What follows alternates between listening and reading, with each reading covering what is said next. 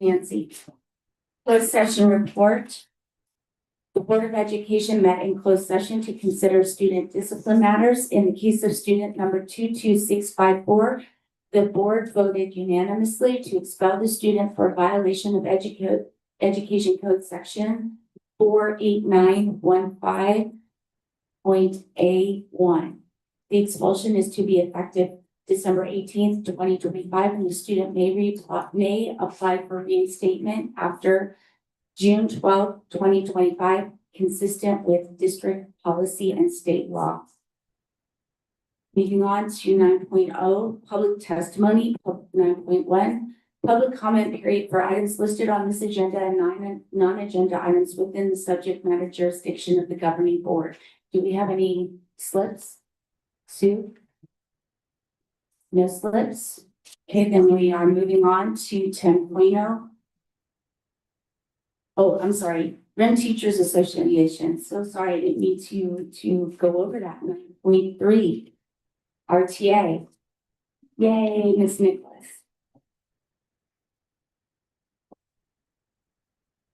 Good evening. I'm gonna keep this brief.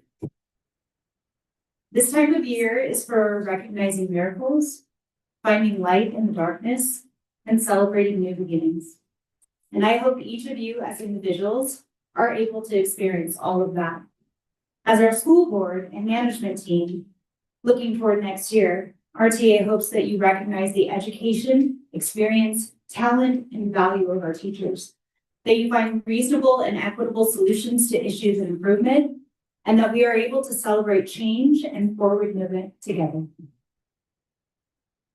Thank you. Thank you. Next, CSEA speaker. Anyone for CSEA? All right, we're moving on. 10.0, reports and presentations. Please note for the record, 10.1 student representative report from Molly Gabrath has been tabled. It's not going to happen tonight.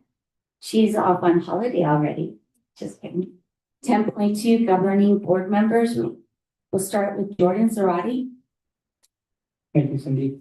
Congratulations, Madam President. I just want to say that, well, first, for anyone wondering, we will be returning back to closed session when we finish our business, but we have to come back to continue our business here.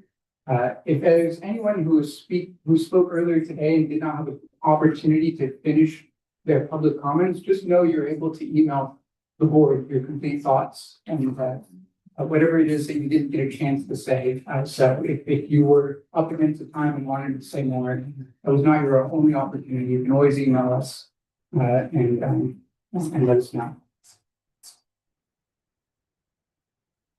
Moving on, we as a board attended the annual education conference this year, and there was a lot of really good information. We also took the opportunity to do some advocacy work at the legislative level, knowing that in January, the governor will release his upcoming budget proposal, and that will kick off a fury of negotiations until the state budget's adopted. We were up there doing investigating and fight for additional funding for rural districts like ours that are often forgotten. Actually, not almost, every school district that surrounds us receives more funding per student per year than RIM does, to thousands of dollars more. And that's not fair. The students up here have the same needs that students down hill have, if not more. It is hard to live in the mountains. There's increased costs, there's increased burdens on travel. We have more natural disasters that our students have to contend with, and not only physically, but also mentally after. You know, the line fires just last year, and students have to contend with that when they come back, and then we're expected to do state testing right after, and still beat expectations. And CHE scored its highest ever pass scores. So I think that's commendable, especially since it was taken right after the line fire evacuation was done. These types of things are not incorporated into the state budget. So we did our best to elevate, and we'll do our best to continue elevating those concerns into the new year and try to get our students on par, get our students the funding to be able to be on par with all of the services and opportunities that are provided to students down the hill that we're not able to do because we're underfunded at a significant level. So if you're interested in talking more about that, there may be advocacy opportunities as well. You can reach out to any of us and we can let you know what's going on and how we can continue advocating as a community at the state level for our students. And we'll do the same at the federal level, but since we're in Sacramento, we're focused on that.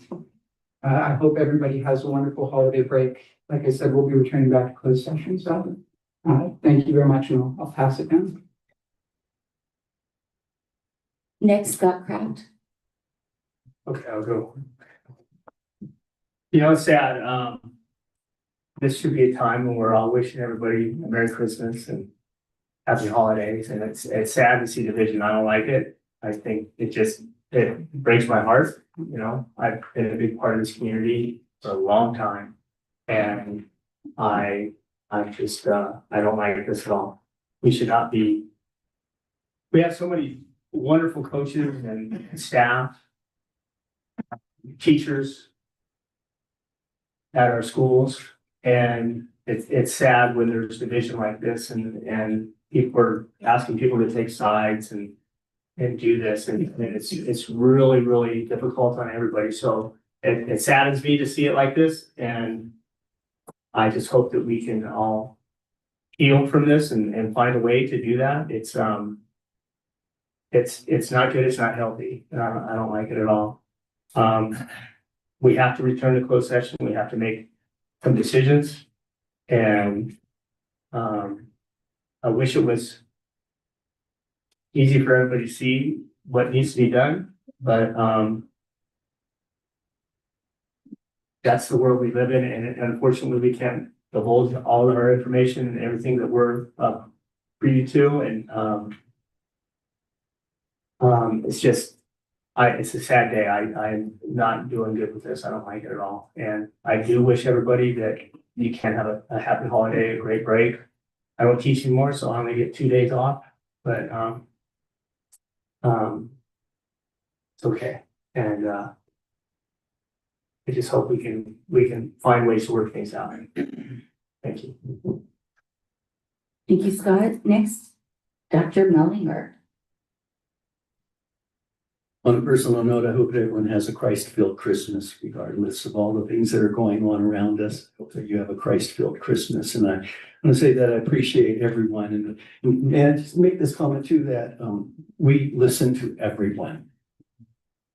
Some of you might not think that that will be true whenever we're able to make decisions later tonight, but I can promise you we listen to everyone. That's why we get the big bucks, Cindy.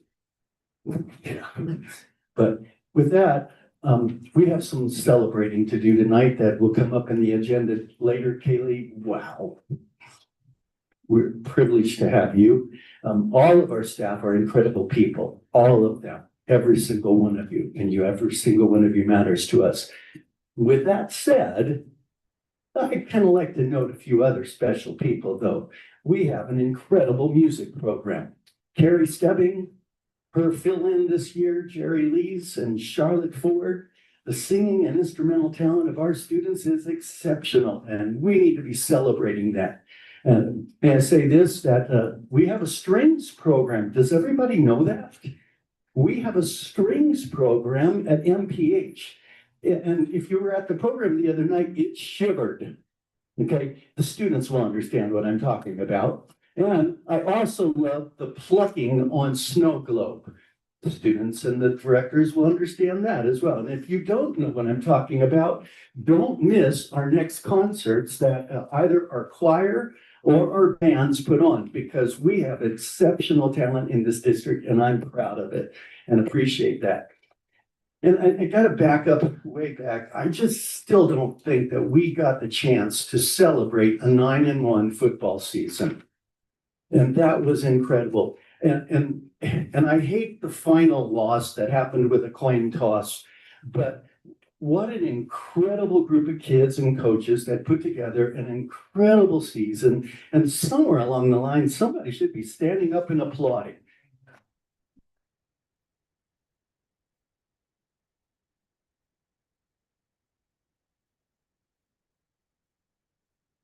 Finals girls tennis.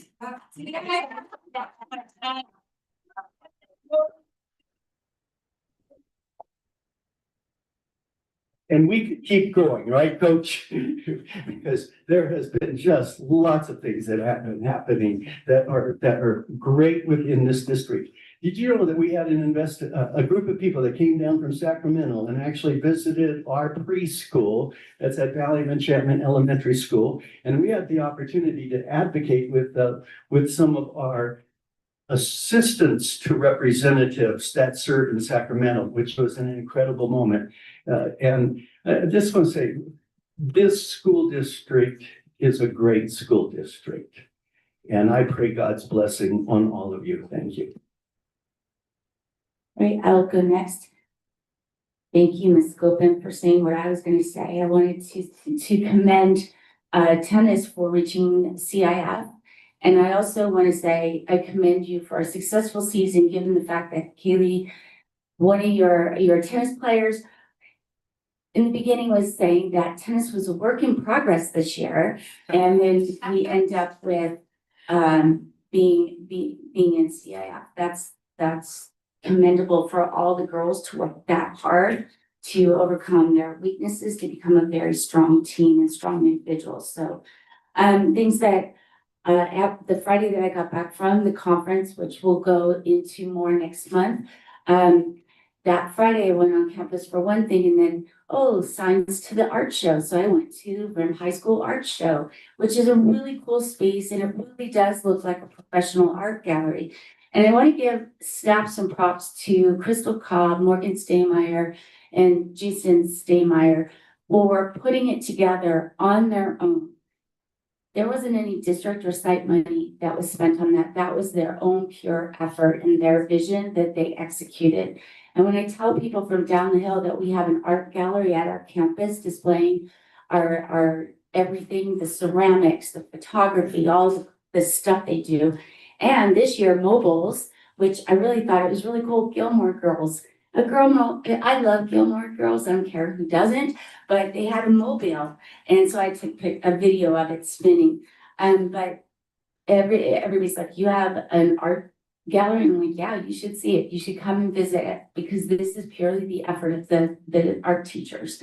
Went to wrestling that day, the female wrestlers.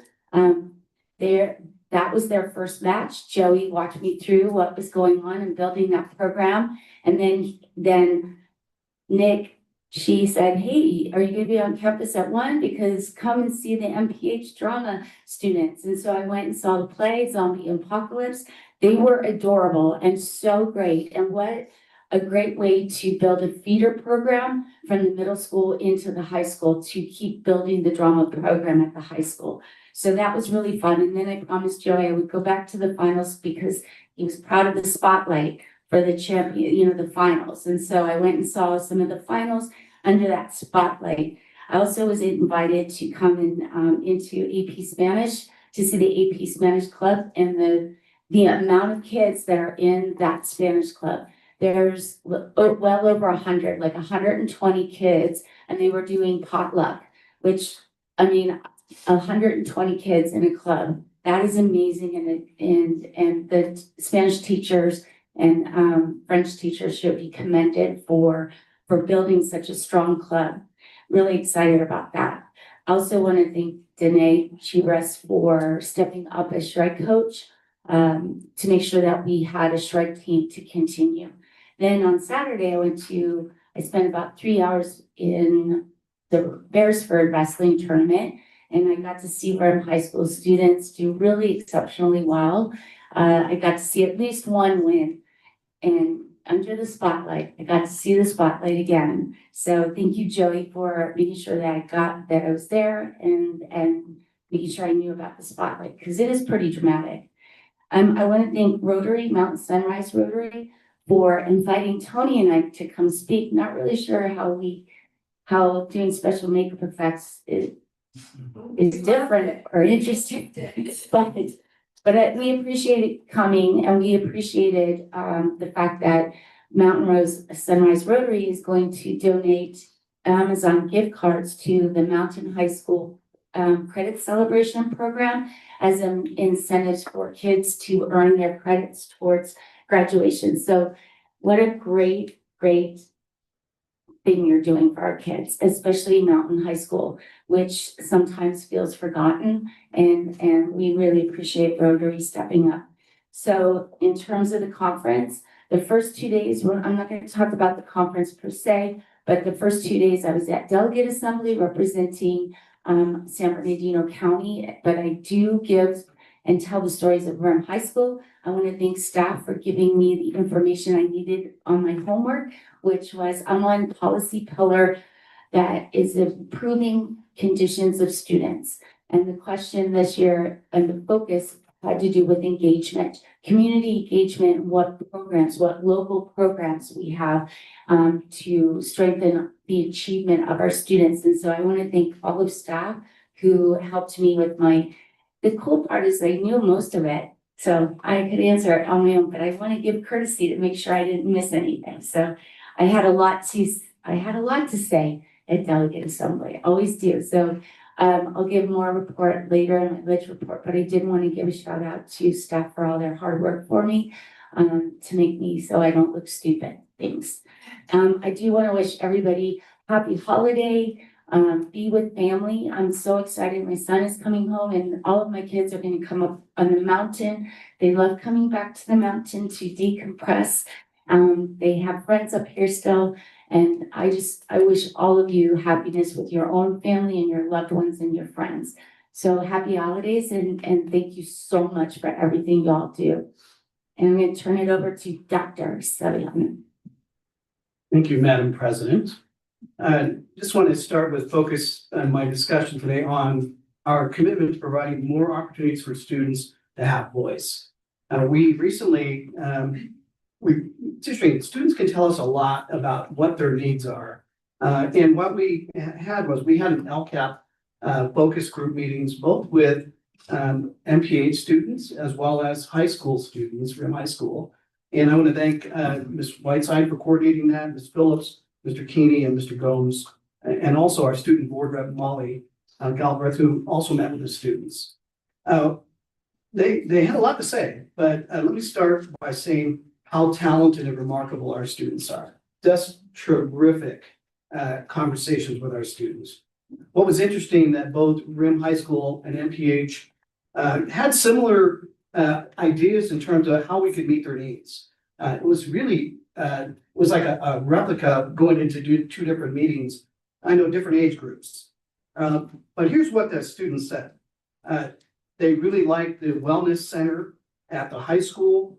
MPH would like something similar to that. So putting that out there for further discussion and to support our students. They want increased activities in clubs based on student interests, not so much sports, but their interest. And I know that working with ELOP to work with MPH on creating a program for that, more to come on that.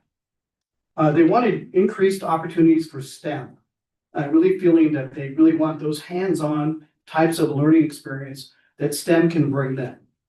And they also wanted a little more small group instruction. They felt that they really learned well in that setting where they can interact with other students. And then they also expressed to expand restorative justice programs. So when students have difficulties or conflicts, they can get those resolved early without those escalating. And then they also, lastly, they wanted more support for language support for our English learners, students, and families. So those are the 7 areas that they came up with. And anything you want to add to that, Ms. Whiteside? Because she was a key participant in that. Sorry to defer. Okay. May I defer, Madam President? Awesome. I just wanted to echo Dr. Saviano's words and really just highlight how amazing our students are. This is the first year where we've expanded to middle school. And so historically, we've done student educational partner meetings with 11th and 12th graders. We added in 9th and 10th graders this year, and then went over to MPH the same day and got 6th through 8th graders. And so it's really great to hear their voice and how they were really looking for solutions. As they were talking about the 3 major goals of the LCAP, and we we're kind of explaining what those are, right? As we look at student learning and we look at climate and culture and look at engagement, what they recommend for their schools. And so it's really great to see our students use their voice and felt valued. That was how we ended our meetings, was to ask them what it felt like to have their voice matter.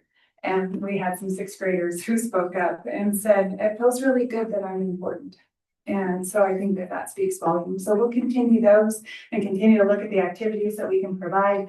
And we're having some great conversations around arts and music and some activities and some Prop 28 money, some more to come on next.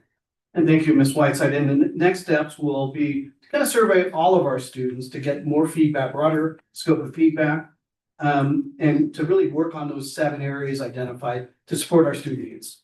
And lastly, I want to thank everybody. That concludes my report.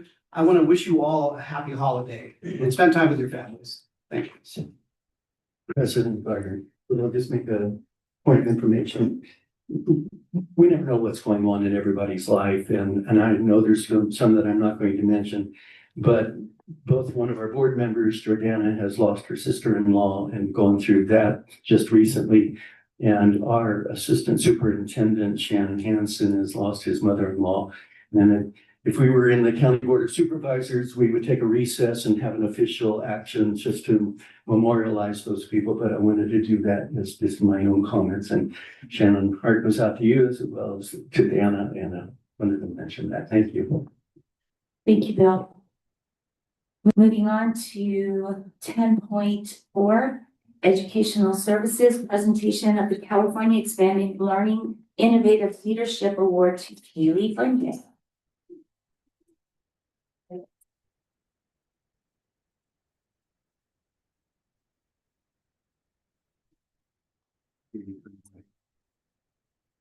Good evening, happy holidays, Feliz Fiestas. Thank you for allowing me to speak and present this unique award to Kaylee, members of the board, Superintendent Sevillano, and members of the cabinet.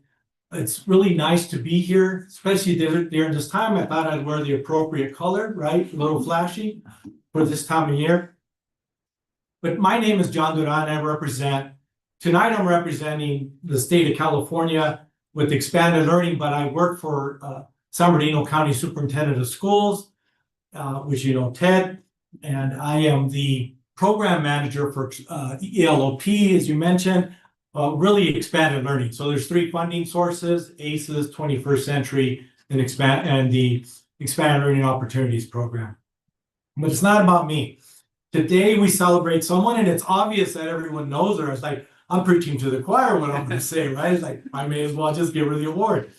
We celebrate Kaylee, who has truly weathered, and you mentioned something earlier about the kind of Mother Nature and what goes on, really weathered every condition in this mountain, through snow and rain, through fire and uncertainty, through long days and even longer nights.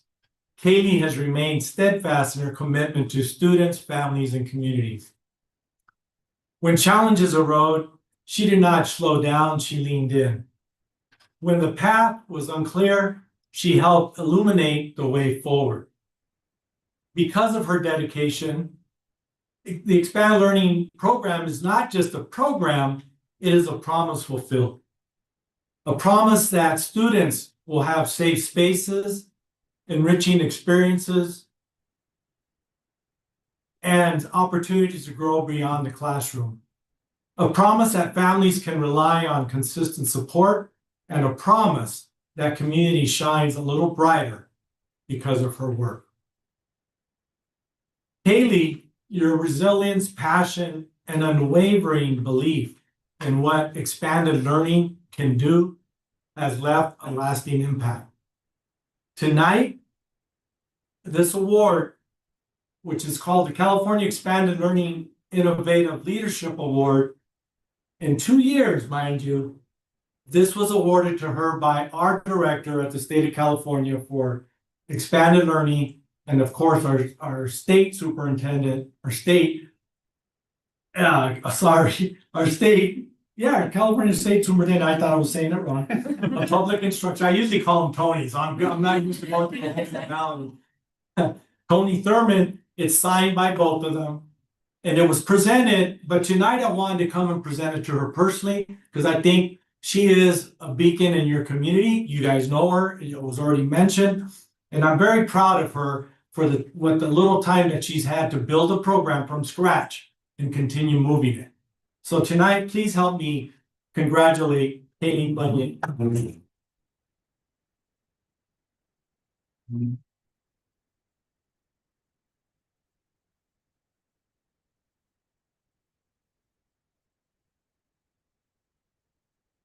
Can we take a picture of the mark? Can we get a picture? Can we get a picture of Yeah, her? absolutely. Okay, come on, board. Come on. Come on. And bring your family up. Come on. All right. It's my family. Hey, well said. Good. How you doing? Come on. Kaylee, you're supposed to wear. Move right into the student. Why don't we make a little push you right here? I got, I'll be right here. Come on. You're in this. Looks snazzy. There we go. Yeah, I like that jacket. Yeah. Okay. Sorry. Sure, people. I think Please. All of you. Okay. Yeah. I'm getting all. I'm getting all. Yeah, there you go. See if we can get in. Also behind the cat. Jenny, we can't see you. Okay. Everyone say Merry Christmas. Merry Christmas. I'm barely seeing the Mr. Presenter. Maybe you could, yeah, that's. There we go. I love that, Mr. Presenter. Well, I didn't get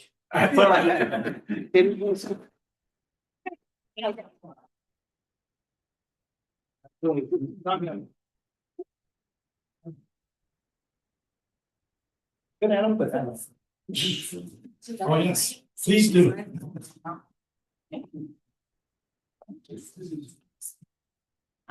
Dr. Savion put me on the spot and asked me to say a few words, so here we go. Nothing prepped and planned, but I'm truly honored. I was shocked when I got the phone call from Michael Funk, CDE Director of Expanded Learning. I kind of had a moment of, why are you calling me? And am I in trouble? And this is either really good or really bad. So I was completely honored, blessed, and thankful to receive this recognition. I have truly enjoyed the last 2.5 years of putting this together, building. I still feel like there's still so much to be done. In my mind, I'm like, we're not done yet. We still have MPH to go. We're expanding at the elementaries, as you all know from my previous presentation at the last meeting. So I thank you all for your support. I am truly thankful to the site admin for allowing me to come and figure out how ELOP's going to fit on all of our school campuses. The incredible ELOP staff is who makes this program amazing. Students love coming because the relationships that they have with the staff. So I can't say enough about the site leads and the instructional aides. And then of course, I mean, the wonderful cabinet, the district's staff. I mean, everyone's been so supportive. This is not something that there's a guidebook on how to build an ELOP program. So we've been building the plane and so we've been flying it. And I'm pretty sure one day I told Shannon, I feel like I'm kind of making this up as I go along, and he goes, and that's okay, you're doing a great job. So I appreciate it, and just want to wish everyone a Merry Christmas. Thank you, Lily.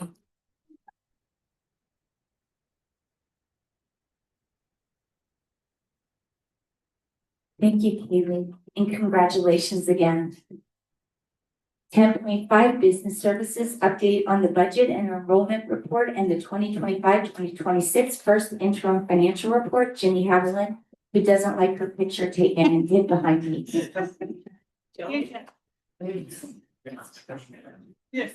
That's already rolling, Jenny.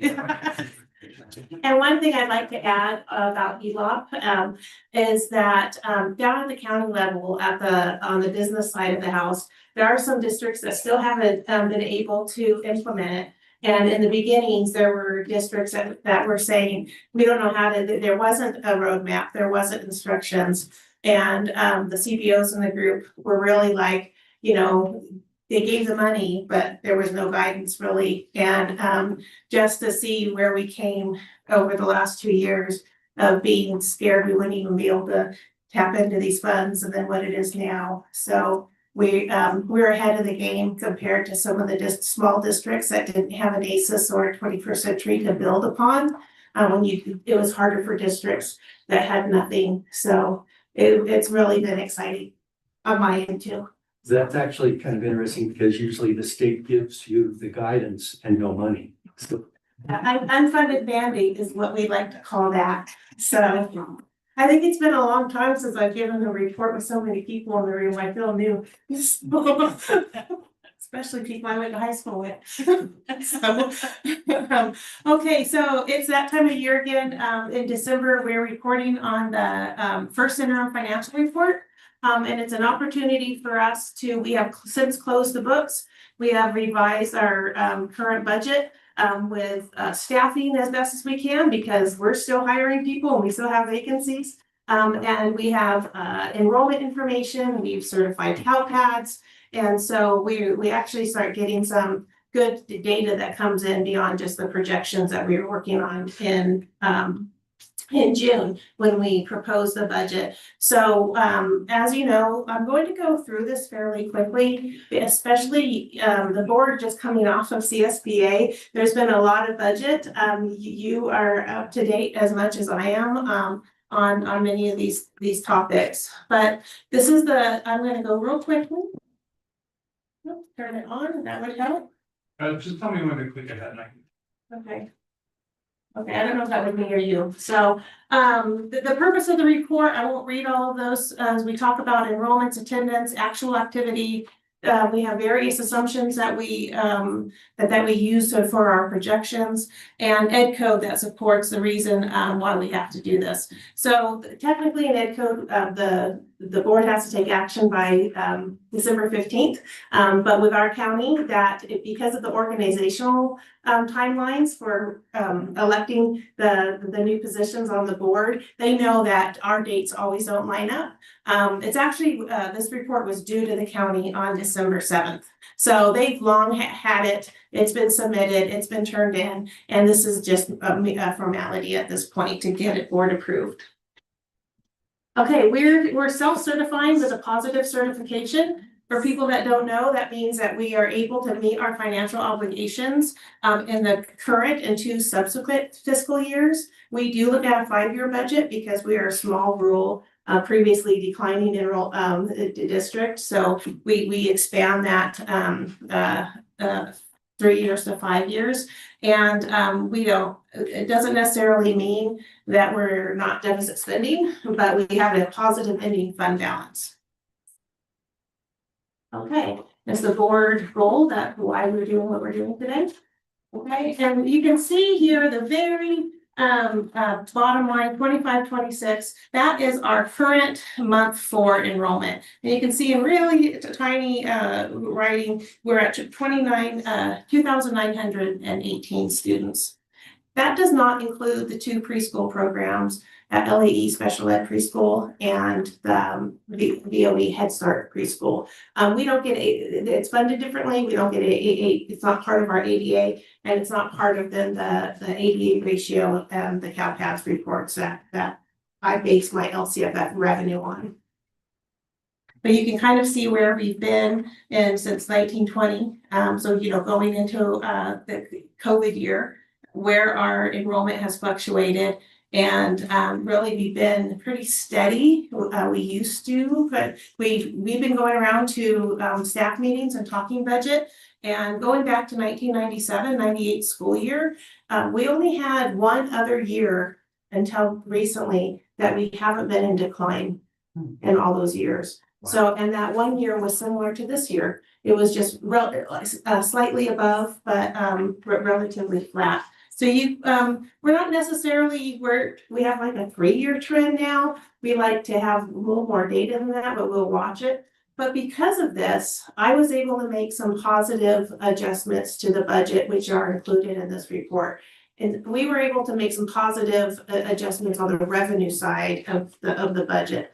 The revenue local control funding formula, which it derives from ADA, really starts with enrollment. So the number of kids and then apply the attendance rate, you know, our actual students that are coming to school. And that's the ADA that's calculated in a multi-year projection for revenue. So if we're thinking we're going to be relatively flat versus a decline at budget development, that created a positive budget entry, which is included in the total packet. Our current ADA, we're running about a 92% district-wide ADA. Some sites and some grades are doing better, you know, pushing in the 94 range, but as a at the total district number, we're still up in the 92. We really want to hope that we think we're getting an amazing Saturday school process started, and we building on last year. So we're hoping that with some ways that we can tap into some ELOP partnerships can help that attendance rate. Okay. You can see just this was attendance month for each school's attendance rate. And you can, you know, it's not too, you know, it's not too bad compared to the COVID years. All right, I wanted to highlight this slide a little bit, and you can see that our enrollment didn't change, but I ran this on December 15th. And you can see the TK through 12 enrollment with the SPED preschool at LAE and the Head Start ZOE. And we also have some concurrently enrolled kids between Mountain and the high school. Mountain students have an opportunity to take one period of CTE courses. So those aren't duplicated in here. They're included in Mountain High's enrollment. And you can see where our class sizes are, you know, we have some high ones right now, 226, 220, and 215. But relatively, each of our class sizes are hovering around the 200 range. Kind of back, Nancy, probably back when you were at Grandview, we would see like that really large third grade class. I think my son was in that one, and all boys. And so then you see that, you know, that grade that we would kind of watch this grade kind of travel through, and that changes because staffing ratios, you know, are different by grade level, but then we also need to prepare for that as they graduate. If we have a class that's 100 higher than maybe another, but you can see that they're leveling out, and that's another reason that we can see, you know, about that kind of level enrollment trend, because after, you know, the 226 is our highest. And, you know, there's some adjustments there. Our graduating class of 215 is a little bit higher, of course, than our first grade class. And we'll see what our kinders bring in. So, you know, that's part of when we look at our multi-year projections, we're looking at kind of all these assumptions, and they're assumptions until they become our reality. And so they can change tomorrow. You know, and so that's why we update these as we go. Okay, just a snapshot of our CBEDS enrollment. CBEDS is our census day, this first Wednesday of October, and that is the enrollment date of which our LCFF is calculated on, and then our unduplicated student percentage is calculated on the same date. So even if we had growth in either one of those areas, our census day is not in October. You can kind of go back to the 2013-14 and see that's about 1,000 student difference, you know, in that year. And since the COVID years, we were, you know, if you look at 18, 19, 19, 20, then we had like a jump down of about 300. Are you projecting those numbers based on like the kindergarten number, for example, is 173 right now? Is that how you're doing Well, that we projection? assume the same kindergarten number moving forward year to year.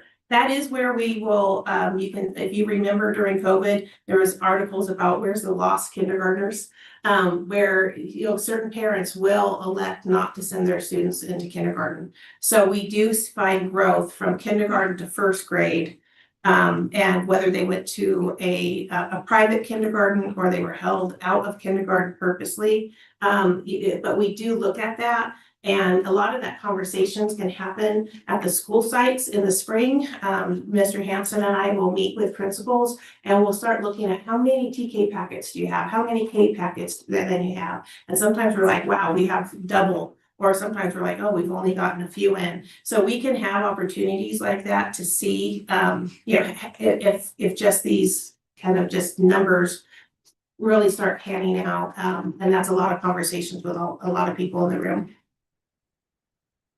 Jenny, question for you. Would it be possible to see, I know these are all projections, would it be possible to see comparisons on projections and actual numbers to see maybe reasons for and possible reasons for why there's an adjustment to that? We have to go back 3 years and we report projection versus actuals. And when you look at the state report, there is a page way in the back. It's called criteria and standards. And that there is a 3-year look back for that same kind of data, but we can definitely go, what did we think it was at first interim? What did we think it was at second interim? We do need to kind of pick a time though, because we can come to you in March and we could have reasons to bring our projections down or our projections up. So at what point in time our projections versus actuals, we would just have to be consistent. Yeah. Yeah, like CBEDs are too. Yeah, and maybe budget, first interim versus CBEDs or budget development versus CBEDs. Pick a time. Okay, this is just kind of our, the what's included in multi-year projections. I won't read all of those bullets, but we include things like 7 column increases for our employees. We update other federal and state revenue. Health and welfare is increased every year. We have some savings in there from prior years negotiated items, year-over-year increase in PERS costs. That rate tends to go up a little bit higher. STRS is relatively flat. And then we have a reduction on accounts based on spending one-time funds. So we might have a grant that we can spend over 3 years. Well, we'll budget all of it. And then what we don't spend at the end of the year, that amount that gets rebudgeted. And then, they may spend all of it, they may not. And then what's left over, we budget it again. So there's these, that's on the restricted side of the budget. We'll go ahead by now, all of our carryovers in, all of those projections are in. But we'll start taking them back out when we build the budget for next year, because we won't, we won't have spent them, and then we'll re-carry them over and post them in the 26-27 school. And I just talked about STRS and PERS. That's, you can see DAC 13-14 to now. And the reason why I use 13-14 in a lot of my dates is because that was the first year of LCFF. So when we, that was such a funding shift at the state versus revenue limit. So looking at what costs were, how we work from 13-14, that's kind of the why, because prior to that, if you wanted to compare LCFF revenue, you wouldn't have anything to compare it to because it was revenue limit plus all the categoricals. So that's why you see 13-14 in a lot of my slides. Okay. So that's the history of our COLAs, actual versus statutory versus actual, because sometimes there's a change of the state. We had a year-over-year a couple times in the 21-22. We've had a super COLA. One of the things we're hearing, and I'm sure you heard it at your conference too, is we're hearing the 26-27 COLA will probably be reduced from 3.02 to around 2.51. I don't know if they're still using that number, but in January, when the governor proposes his new budget, I think they'll have enough data points into project a little better. We're being told it's all going to, the next few years will be all in the low 2s.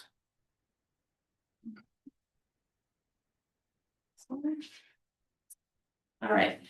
Again, this is just our total revenue and year-over-year changes, starting from 1920. We did have some hold harmless language in there, the bill as a reaction to COVID, in the 1920 through 22-23 school year, there's still a little bit of those protections with a 3-year look back. And then with the increase in funding from 24-25 and on forward.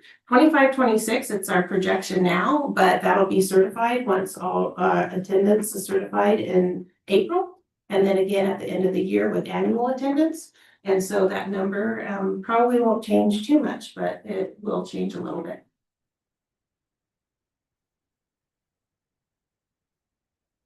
All right, same information for this year, just what makes up our total revenue. And our total revenue is base grant versus supplemental concentration grant, which is has to be included at minimum, the amount plus some other things included in Ms. Whiteside's LCAP.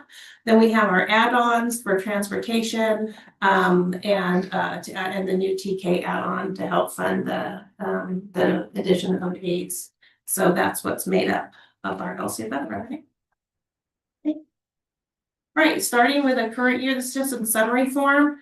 This is in the first couple of pages. It's just really little, but it's the same numbers and broken out a little bit more detailed. Here you can see our total revenue, unrestricted and restricted side of the budgets, what makes up our different components of revenue, local revenue, interest, things like that, fees that we charge, some SELPA, special ed money, other state revenue, things like ELOP, or something like that, state lottery, federal, things like Title I, IDEA, CSI funds. Are you seeing any reduction in federal funding right now? Is everything coming through as we expected? We are seeing a reduction in our Title I. For this year, it's not a reflection of what the federal government actions. It's we're assuming that it's part of just the state's allocation and potentially a change in our community poverty rate, because that's what it's based on, and then several other things. And so outside of what the federal government may do, we saw about almost a $200,000 reduction going into this year of Title I. We had already budgeted that, but we do have some other restricted funds that won't be fully spent that we could supplement what the shortfall in Title I this year. But we've already having those conversations that just based on the state's allocation and how our numbers are working out and what dollar amount to receive, and a potential reduction at the federal side will go into the next year with probably an even higher reduction. So the question is, each of the school sites received their Title I super tight. When it's reduced, you have to make some choices. And I know MPH and Rim High School have very expensive AVID programs. And so as we reduce their site Title I, it may impact that program for the site to be able to pay it out of their Title I. So are we looking in the future that if those AVID programs are negatively impacted by the reduction of Title I to the sites, are there conversations about AVID program as a whole? How important it is to the district, or not as important, or whatever? I'm just saying, is that kind of in the back of our mind? Like, we're going to have those conversations definitely before a date like March 15th for obvious reasons, but then strategize as a cabinet and with the principals in the early January and February on how would we react to that. Perfect. Just because I know that pretty much all their Title I goes to AVID, and I know that AVID is a successful program. It is research-based, and it does have data support how it positively impacts our students, especially those first-generation students moving on to college. But having that conversation at the district level, I think is really important to not don't play gotchas with the school sites. That's all I'm concerned about. Is just making sure it's completely clear and honest about things. Yeah. next slide is just a summary of our current budgeted expenditures. I just want to highlight that these are assuming that every dollar is spent. And we know that is rarely the case. Sometimes we spend more and sometimes we spend a lot less. So at first interim, our expenditures, you can see that we are still projecting a deficit spending in this current year, but moving into the next 3 years, that deficit spending is reduced based on the revenue adjustments that I just talked about. Because of the compounding year over year increases, to ADA and our base funding. So you'll see on the detailed multi-year projection that I'll make available to you, that number goes down to the $3 million range in the future years. So we are making steps to address the revenue side, to increase revenue, and to also take steps into reducing our expenditure side, because that does cut into a district's reserve balances. And that's just the ending fund balance for both restricted and unrestricted funds. You can see we're ending the current year with a $9 million reserve balance in the unrestricted side after our 3% minimum. Although that moving forward, using that in the next 3 to 5 years is how we're maintaining our positive financial position that we're certified tonight.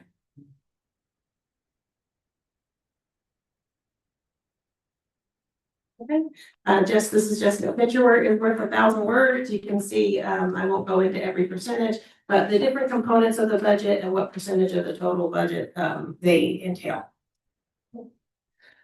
Now, when I talked earlier about the chance of a reduced COLA, you can see what the current COLAs in the next 4 years are are currently in statute. And if they were to be reduced to a 2.51 across the board, what the reduction in each year's revenue would be. Also know that that is at the current projected also enrollment and attendance rate. So if enrollment goes up or down, or attendance rate goes up or down, that will also impact this number. Just to be clear, when we talk about moving from, 3.02% to 2.51%, it doesn't sound like a lot, but right here, we're seeing it's almost 200 grand difference in the first year. Yeah. 200 grand can fund a lot of things, Right, so right. they might sound like small percentages that we're talking about, but the dollar impact really tells. And that's why you'll hear at different conferences to look at the dollar, not necessarily the percent. Jordan and I were also comparing, and this is a really simple form to look at when our overall budget and how much it is. And to look at San Bernardino, what did we say, San Bernardino, on top of this number here, if we were to compare what we get and what they get, the difference and that we would receive just next year, what we come up with? This was based on last year data, but if we had the same per student funding model, same UPP, we would have approximately $7.8 million more in unrestricted funding. That's all things the same attendance same number of students, same attendance. The only difference is the supplemental concentration grant funding per student. If we had the same UPP, unduplicated. And then because of that UPP percentage being so high for them, on what other programs that use similar data are also increased. They would have a higher percentage of federal dollars. They would have a higher percentage of a lot of other grant funds that aren't part of LCFF. Yeah, and think of that impact that it could have for us when we're facing the budget deficit that we're facing. And again, when you go back towards equity, what we could provide for our students, what we're doing with what little we get compared to what every other district gets, it's huge. I mean, that's over $3,000 per student per year. And I think too, for people that don't know, is because when they give the extra money, just on the number of kids that put you over a 55% mark, right? So it doesn't mean you don't have kids in need up to 55%. It's just on our kids that are over that for the concentration funding. So it's really, the state's really saying that only these kids get that extra money. Yeah. All the kids that got you up to 55%, we're not getting that extra money on, but obviously they have needs because they fit in those categories of the unduplicated percentages. So, I mean, that's just you'll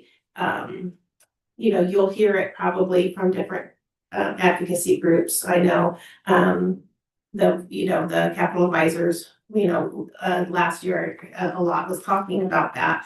That's why I increased the funding on the base. That goes to all students, not just students that meet a particular demographic. Just to really emphasize that, not just, and then I'll close it out, is that, for those that aren't aware, unduplicated pupil percentage refers to the number of students that fall in the category of high financial needs, foster youth, homeless youth. That determines how much extra funding you get. But like Jenny said, it's only above 55%. So more than 2 in 3 students are facing the same financial hardships that students down the hill are facing, but they get $3,000 more per student per year.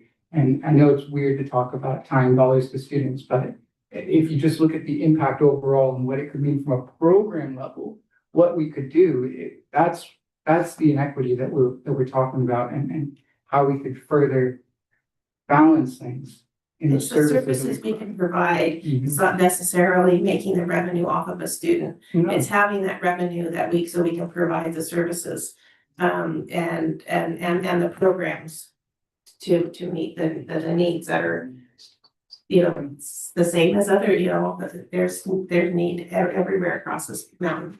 So during delegate assembly, you did talk a lot about potentially seeing a bill again, pushing for funding us at an enrollment-based formula rather than ADA. There are some tricks because you don't want to create losing districts, because we are a loser of the LCFF formula. So making sure that all districts are treated, as Jordan said, equitably. Knowing that every student has particular needs and needs certain kinds of services and programs. So that'll be further discussion in the next year. It's definitely a push to become enrollment. Okay, the next 2 slides, just of our projected deficits, revenue over expenditures, just in a graph form. The next is what makes up our total reserves. I won't go down line for line. So some of these reserves came from funds when we sold the Blue Jay building. And then we have some that are actually been identified and expenditures have already been approved. We just haven't purchased them yet, like the school bus that we approved last board meeting. That's because at this time, it's not put into it's still in reserves because we haven't moved it yet, because we haven't actually, got the vehicle yet. So, we just go forward. I don't know. Okay, that's our ending fund balance projected over the next 5 years. You can see that we're positive until 2029 school year, and that is if everything stayed the same right now. So we're gonna talk a little bit more about this in March. Meaning no increase in cost and things. No increase in cost, but also spending every dollar we have budgeted, and enrollment and attendance being the same. Again, it looks like some positivity there, but the reason that bar is going down is because we're spending more than we're receiving grant state. So that's why we're seeing these bars drop down so quickly. All right, we've talked a little bit about this throughout the conversation tonight, but so some of the pressures on the budget, and RIM is not alone. We have rising special ed costs across the district, and I think every meeting I'm in, every district's talking about the same. Health and welfare, of course, is expected to have quite an increase next year. Flat enrollment has its own challenges. Instead of increasing or decreasing enrollment, a low ADA rate, we have the expectation of a lower COLA. The continued apportionment deferrals, yes, that's a reality. But for us, it's not a budget item, it's just a cash flow item. And that doesn't really impact RIM, it impacts education across the state, but RIM, for us, it's not an issue, not like it was in like the 2007, 8, 9, 10 days. So, and then, you know, we have elimination of one-time funds, both state and federal. But what we're hearing now, we have one-time funds this year. They're not at the level they were by any means, but we are expected even in the 26, 27 to get more one-time funds.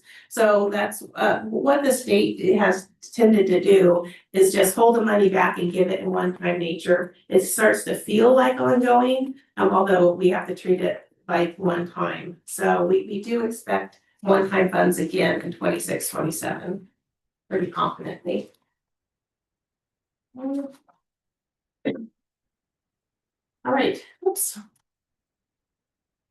Okay, so we reconvened the budget committee summary, and that's just, a lot of us have been involved in a you know, weekly, daily in this. And that's just been a reminder of what we reconvened the budget committee, what we've done. We've had surveys, we've gone to meetings, we've had staff meetings and meetings at the district office.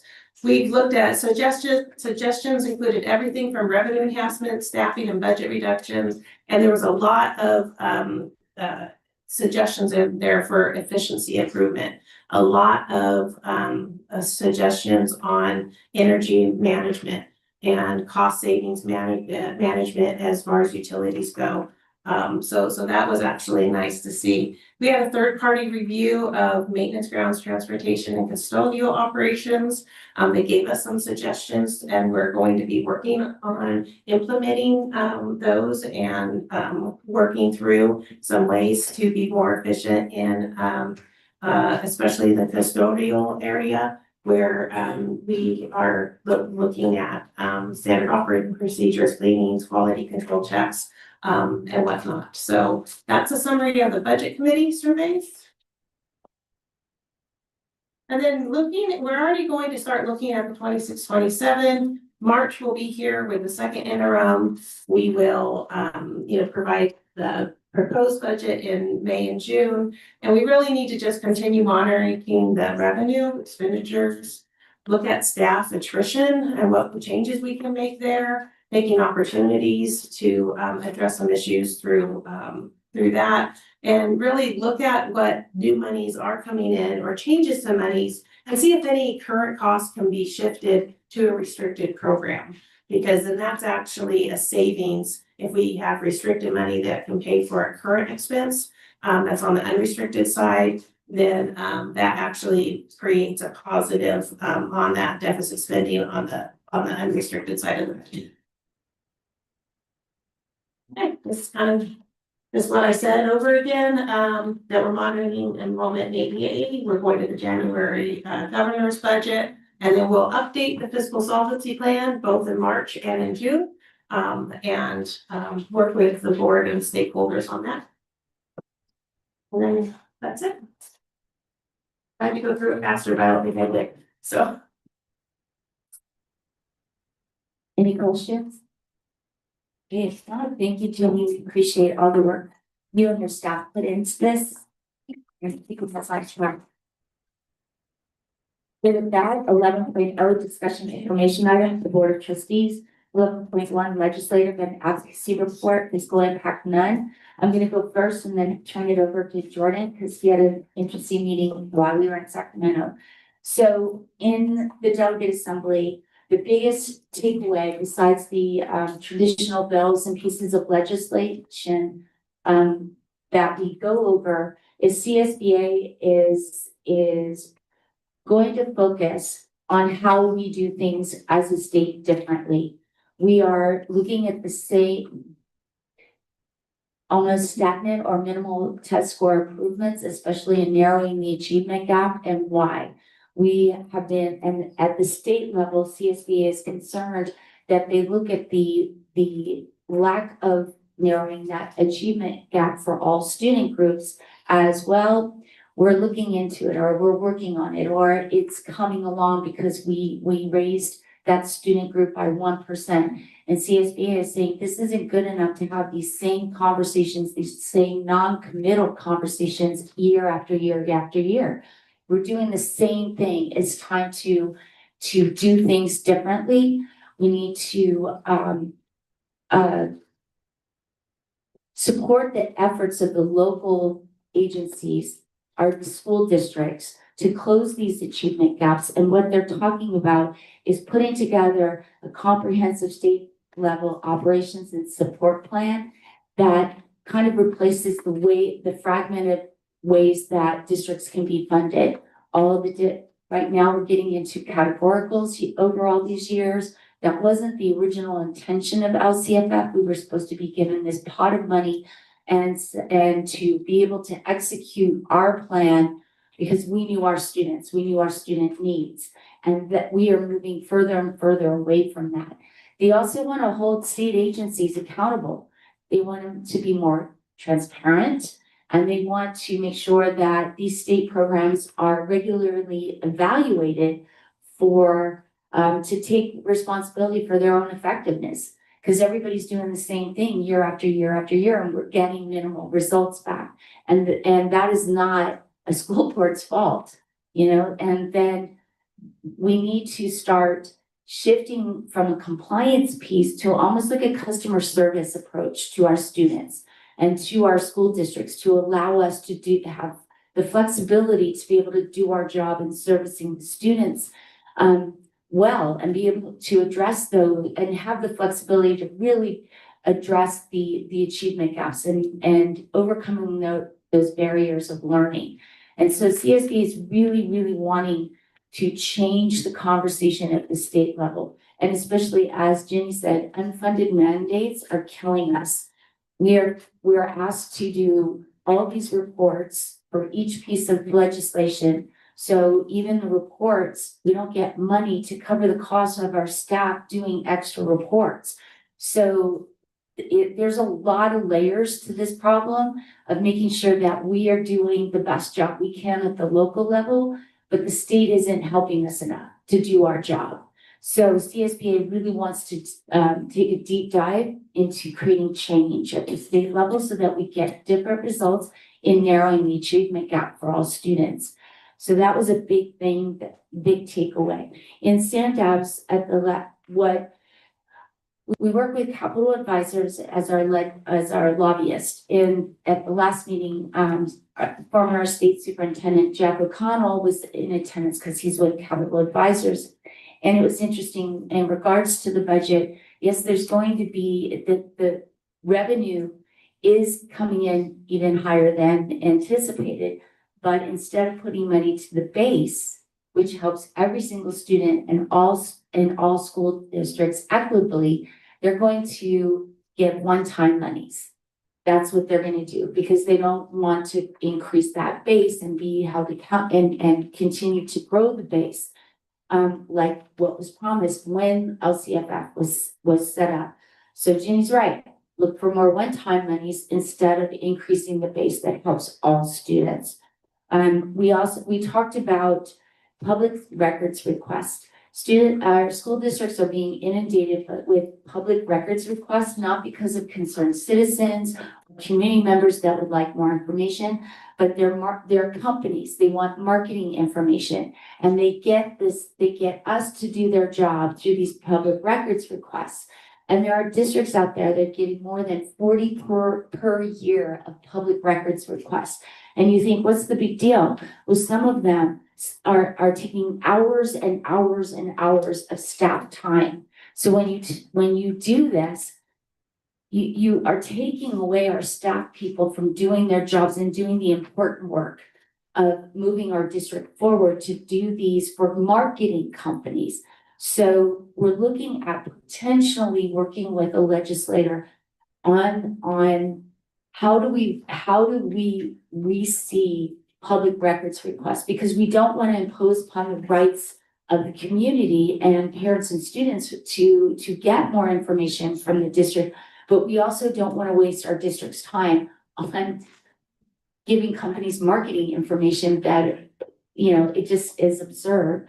Then we talked about chronic absenteeism because of our last presentation on data, and Dr. Civiano brought up the fact that in our chronic absenteeism data, all our absences from the line fire and power outages raise our chronic absenteeism, and that if we took that out, our chronic absenteeism rate as a district, well, across all sites, would be significantly reduced. And why is it that natural disasters and things beyond our control that close our schools, why does that ding us and tell a story that's not true? So I brought this up, and there's other districts like ours, you know, Snow Line is another one who has closure due to snow and fires, and so we're going to take a look at chronic absenteeism to see if there's a way to have school closures due to natural disasters or power outages taken out of the data. Jack O'Connell suggested that since the superintendent from Central was she's part of a superintendent group up in Sacramento, that she speak to this one particular person at the CDE to start that conversation. So maybe we'll see something. I know it's a complex conversation, but I think that if we're going to look at clean data and be judged by our data, then it needs to be an accurate story and not one that's padded by absences that we can't control. And the last emerging issue is there are districts that are struggling with TK ADA because it's not a mandatory program, and parents, you might have 3 kids show up, you might have 12 kids show up, and there's great flexing of attendance because it's not a mandatory program, and the parents are using it more as a babysitting tool. No offense to parents, but it's creating some problems with the whole ADA issue in TK. So we're looking at that to see if there's a way to work with the legislator to try to stabilize the funding for TK, since it can vary widely day to day in terms of attendance. So Jordan, I'm going to throw it to you because Jordan had a meeting while we were in Sacramento that I think was very interesting. So Jordan, please tell us. Thanks, Cindy. Before I do that, I want to highlight just some small piece of good news. In March this year, Congress passed a budget. That budget excluded the Secure Rural Schools Act funding. That was stripped out, and rural school districts across the nation lost a lot of money because of that. Money, again, that could go towards student services. The following meeting, our district adopted a resolution calling on Congress to reauthorize the Secure Rural Schools Act. And in June or so, it passed the Senate unanimously. That was great. And then it sat in the House and nothing happened. And we were advocating for that to get renewed. Now, it's a small piece of the pie for us. We get about, correct me if I'm wrong, depending on the year, somewhere between $20,000 and $30,000. Yeah, it can vary. We are expected that number to tick up this year based on it's based on the number of students that reside adjacent to forest land. And so we actually have someone in our office that looks at addresses. It's on the emergency cards that parents fill out. Do you live, yes, no, I don't know. But we do try to check that as best we can and be like, what side of the street is that? Is that the national forest? Is that, what land does that belong to? And so, Yes. yeah, we expect to increase our, Scott White in my office does that for us. And we expect it to be a little higher this year than last year. Last year was about 20. So thank you. Yeah. So it was really unfortunate that this funding was stripped away. Our congressional representative Obernolte co-sponsored a bill to reauthorize it. And I'm pleased to say that just last week, the House passed it 399 to 5. It has not been signed into law by President yet. Hopefully it will, but that would restore the funding lapse. So that's a piece of good news. In Sacramento, I met with a policy consultant at the Legislative Office Building and a legislative aide for Senator Ochoa Bo's office, our state senator. It was a very good meeting, very productive. As Cindy and Jenny both mentioned, that the state is expecting a lot of one-time money. it's really hard to leverage one-time money because often, you know, a district's largest expense, most districts, 80 to 90%, depending on the district, is spent on people. When you have one-time funding, you're going to fund a position for 1 year, you can hire a person and say, hey, we've got one job for you for 1 year because the state gave us one-time funding. We don't know if it'll come back. So, you know, it's generally a bad practice to fund off of one-time funding for that reason. So we talked about what can we do with this one-time funding that's expected to come, not just this upcoming year, but the next couple of years. One of the things that we talked about was some kind of rural equity multiplier. So with the additional monies that come in, could we pilot a program that redirects money to some of the highest needs forgotten districts across the state? For us, RIM, we're a small district, but we're not small enough.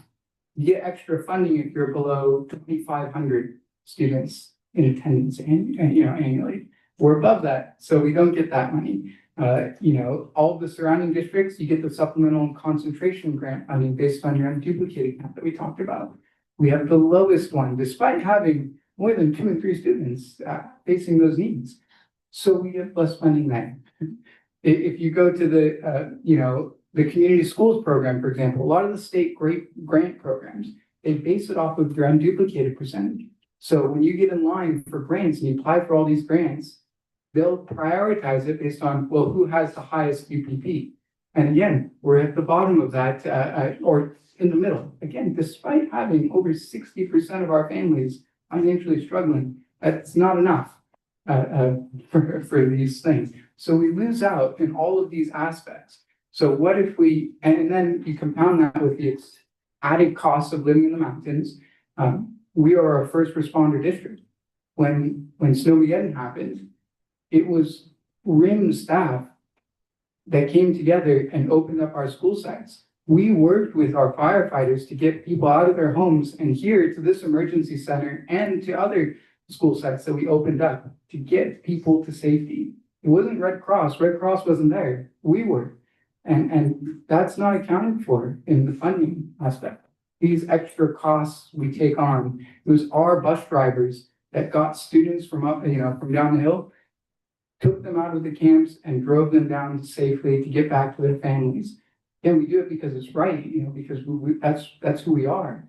But those types of things aren't accounted for, but they're extra costs. It costs infinitely more to run a district up here. So we talked about, could we pilot a rural equity multiplier for districts that are particularly affected by natural disasters? We have snowstorms in the winter. We've got fires, going on. We have public safety power shutoff events. After the fires, we have the rains, and guess what? We have to worry about mudslides. All of the things we have to contend with year round. So it was a very positive meeting. There's a lot of interest in piloting some kind of program for us. So we'll continue those conversations. It's kind of a prepare what you can, and then as soon as the governor releases his proposal, that's when you hit the ground running with all the responses. And you also spoke about changing the way that school districts are identified, small, medium, and large, into more tiers, because we are not considered small schools yet until under 2,500, but we've talked about changing the tiers to be maybe a 5,000 instead of going from 2,500 to 10,000, all these different tiers, because that would help districts like ours that are on the cusp of becoming a true small district. And we would be able to get a bump in applying for fundings, certain grants and funding programs. So yeah, see if they like that idea. they did, yes. Because right now, it's if you're above 25, you're considered a large district, legally. And I think we have a lot more in common with,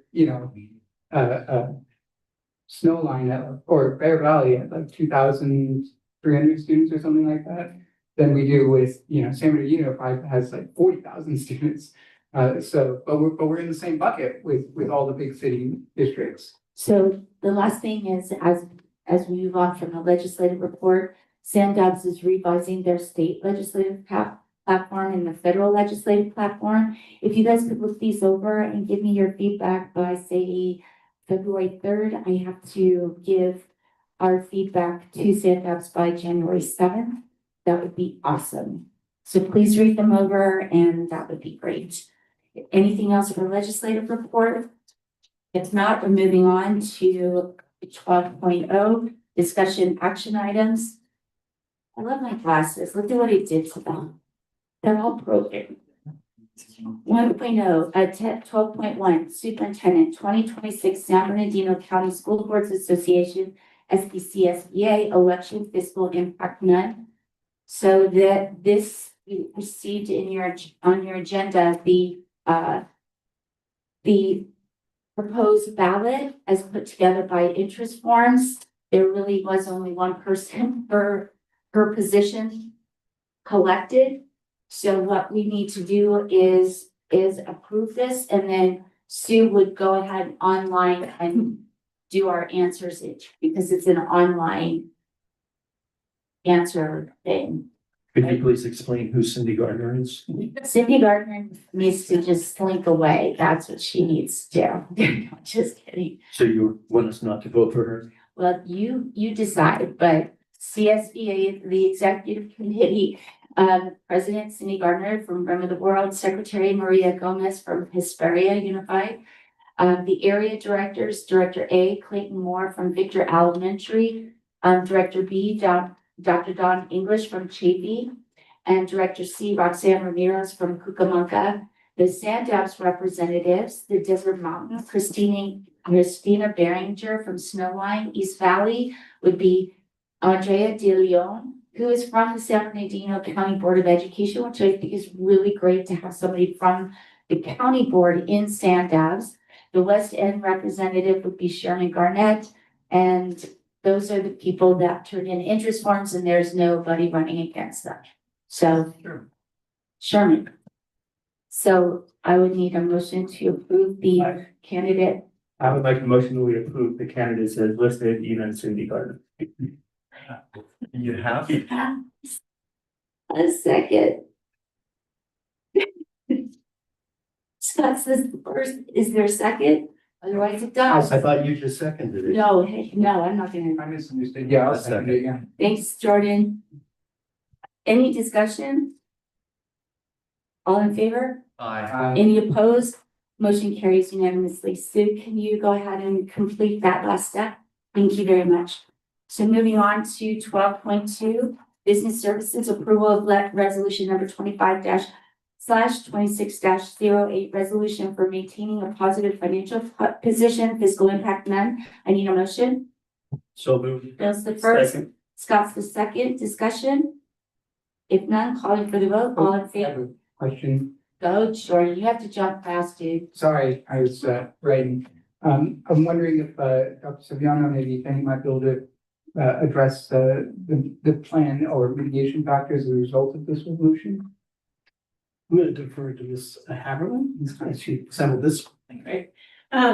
This is a draft resolution we'll submit to the county until the board would vote on the final and do the March 15th process with actual positions. This is just a plan.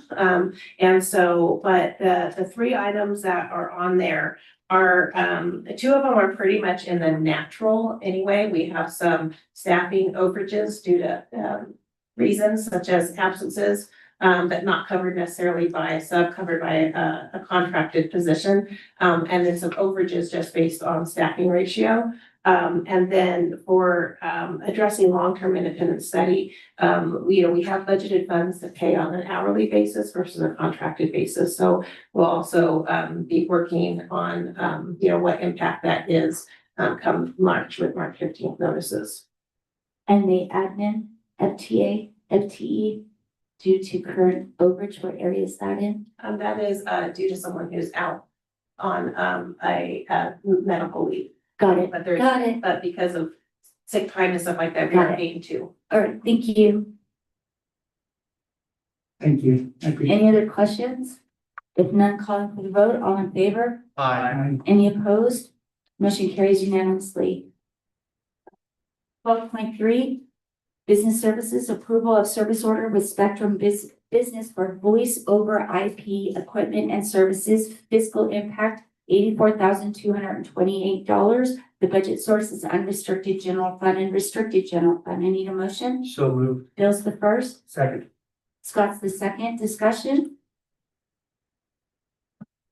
I think we got a great explanation from Mark in email.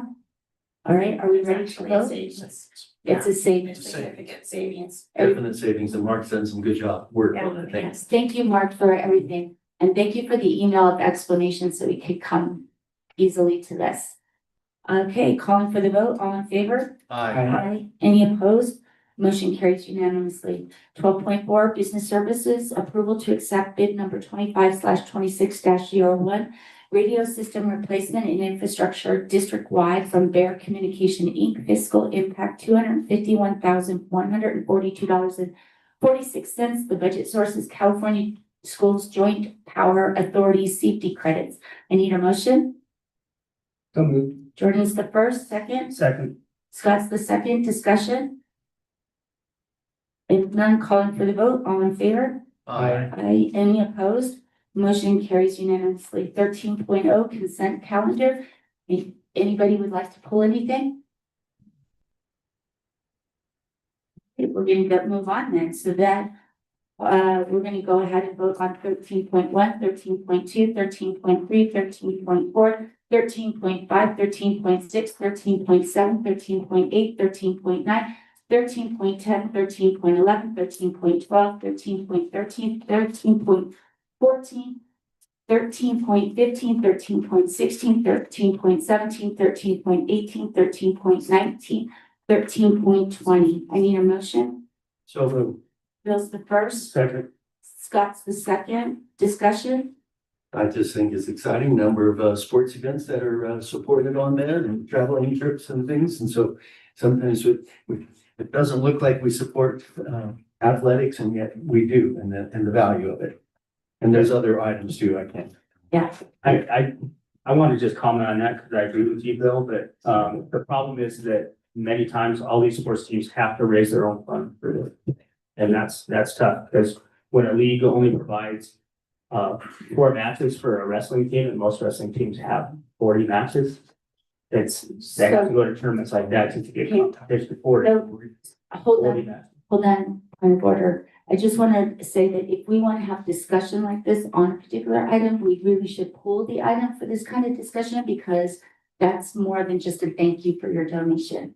So would you want to go back and pull that item for further discussion, Scott? I'm giving you the I was just opportunity. commenting on a comment. Just saying, let's pull an item for true discussion if we really want to have true discussions. Okay, if nothing further, and there's not, calling for the vote, all in favor? Aye. Any opposed? Motion carries unanimously. We have 14.0 items removed from the consent calendar. We have none. 15.0 governance team future agenda items for planning sakes. 15.1 time allotted for the board of trustees to request agenda items for future meeting. Anything, guys? Nope. If not, moving on to 16.0 future meeting dates, regular board meeting, pending approval, board approval. That was, I think, based on Right. changes that we made Right. earlier. So the next one is January 15th, 2026 at the board workshop. And 22nd. And then January 22nd, both meetings will be here at the Lake Gregory Educational Center. And I don't have the address. Well, it's in here somewhere. Everybody knows where it is. 7.0, recess to closed session if necessary. It is necessary. The Board of Trustees are hereby recessed to closed session at, give me time.